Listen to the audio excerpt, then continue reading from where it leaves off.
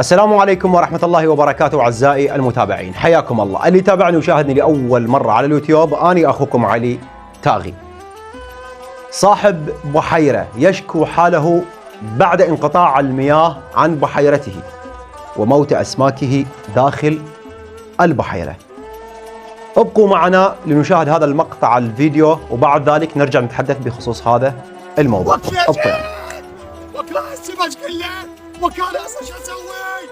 وكيل السوداني من انطيت القرار، ليش ما موتتنا؟ ضربنا طلقه، انا اقتلني وخلى اموت، ليش قطعت الاسطوره؟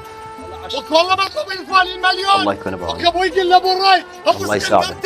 باكر عند البوريه معود رحمه الواد ياكل مروه، يقول له ماكو مروه، وكو هذا ما ينشرب منا، هذا ما ينشرب منا، والله هذا مال بذل منا على البذل الرئيسي.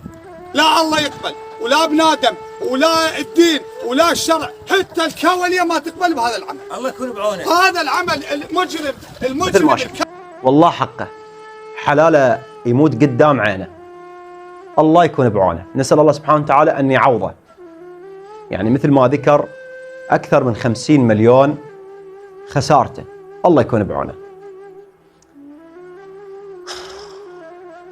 والحكومة العراقية لا أبالي.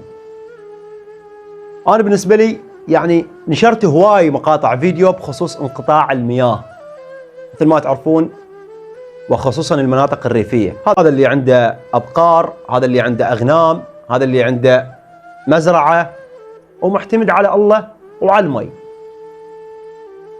وتجي الحكومة تقطع المي،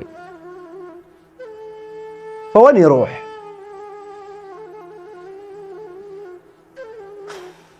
والله العظيم ما أعرف شو أحكي بخصوص هذا الموضوع. ما أقول غير حسبي الله ونعم الوكيل.